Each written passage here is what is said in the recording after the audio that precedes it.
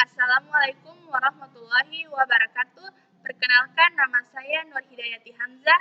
Saya dari kelas 1 IF3. Di sini saya akan membawakan materi yang berjudul Bahasa Isyarat dalam Komunikasi.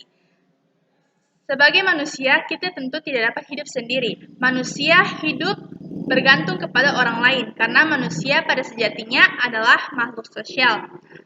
Begitupun seperti manusia pada umumnya, kita tentu berkomunikasi menggunakan bahasa. Namun tak jarang kita temui bahwa ada beberapa orang yang dalam komunikasinya terdapat hambatan, termasuk mereka menderita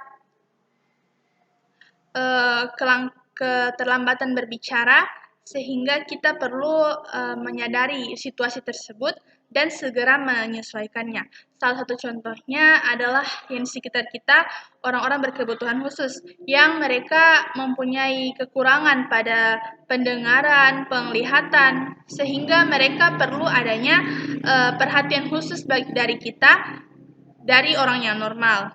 Oleh karena itu, dengan adanya materi ini, maka saya akan mencoba mengkaji tentang peran bahasa syarat dalam komunikasi. Jadi sebelum kita masuk pada materi intinya, izinkanlah saya untuk menjabarkan terlebih dahulu apa itu komunikasi. Jadi komunikasi adalah suatu proses ketika seseorang berbicara dengan seseorang lebih dari satu orang atau kelompok guna menyampaikan suatu informasi kepada orang lain, sehingga informasi tersebut dapat tersalurkan. Tujuan komunikasi tersendiri yaitu untuk memberikan pengetahuan atau informasi kepada si penerima, informasi atau pihak kedua dan seterusnya. Selanjutnya, berbicara tentang bahasa isyarat, tentunya kita penasaran.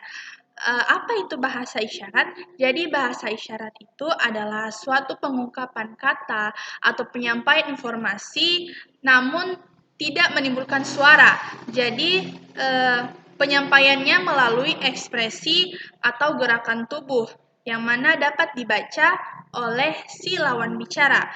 Nah, bahasa isyarat ini adalah cara alternatif atau cara bahasa orang-orang yang berkebutuhan khusus, terkhususnya pada mereka yang menderita tunarunggu dan tunawicara. Selanjutnya, tentu kita bertanya-tanya, seberapa penting bahasa isyarat dalam komunikasi? Karena kita sudah membahas tentang bahasa isyarat, tentunya yang menderita tunarunggu atau tunawicara, tentunya mereka akan memperdalam atau belajar bahasa isyarat demi berkomunikasi dengan orang lain. Sayangnya, banyak dari kita yang menganggap remeh hal tersebut karena kita hanya memikirkan tentang kita dengan yang lain yang punya bahasa normal.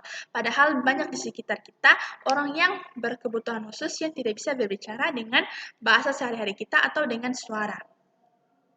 Selanjutnya, masuk kepada tujuan mempelajari berbahasa isyarat. Tujuan mempelajari bahasa isyarat sangat banyak, termasuk diantaranya kita dapat memiliki teman yang tidak hanya datang dari kalangan biasa seperti kita. Karena jika kita tidak mempelajari bahasa isyarat, tentunya kita akan memiliki keterbatasan dengan atau tidak dapat berteman. Bisa, namun tidak dapat secara terikat dengan teman yang mempunyai kebutuhan khusus. Padahal bisa jadi kita dapat mendapatkan ilmu yang bermanfaat dari orang tersebut, hanya saja terkendala dari bahasa. Karena orang tersebut menderita orang tersebut memiliki kekurangan yang baiknya kita miliki.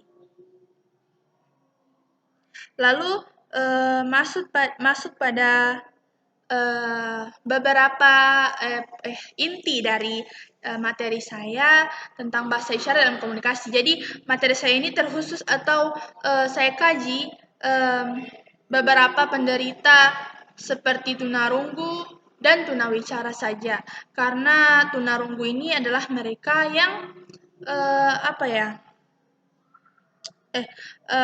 maksud saya tunarunggu yang mereka mengalami gangguan pendengaran. Jadi mereka tidak bisa mendengar apa yang dikatakan lawan bicara mereka.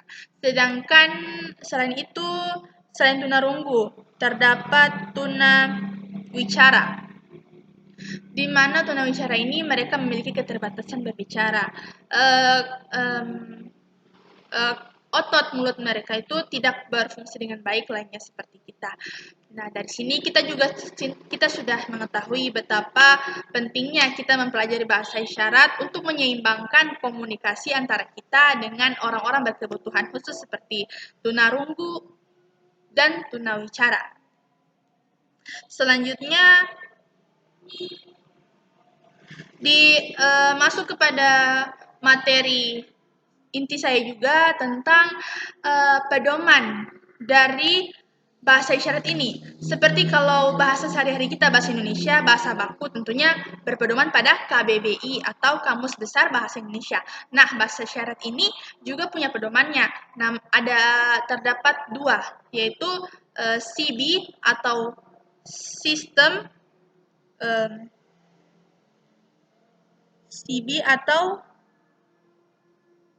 sistem informasi bahasa isyarat, berbahasa isyarat. Dan yang kedua yaitu BISINDO atau bahasa isyarat Indonesia. Ya, jadi perbedaan dari kedua pedoman ini ada pada sistem CB. Yang pertama tadi lebih condong ke arah bahasa baku yang diadopsi dari pedoman bahasa isyarat Amerika.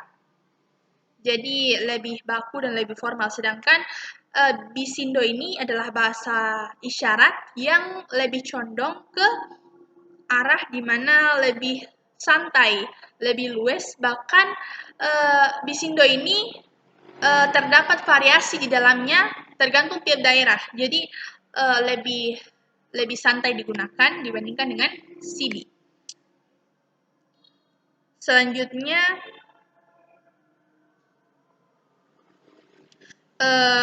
beberapa contoh dari bahasa isyarat CB dan BISINDO ini sudah saya cantumkan dalam PowerPoint saya, materi saya. Oleh karena itu, sekian materi dari saya. Mohon maaf bila ada kekurangan. Assalamualaikum warahmatullahi wabarakatuh.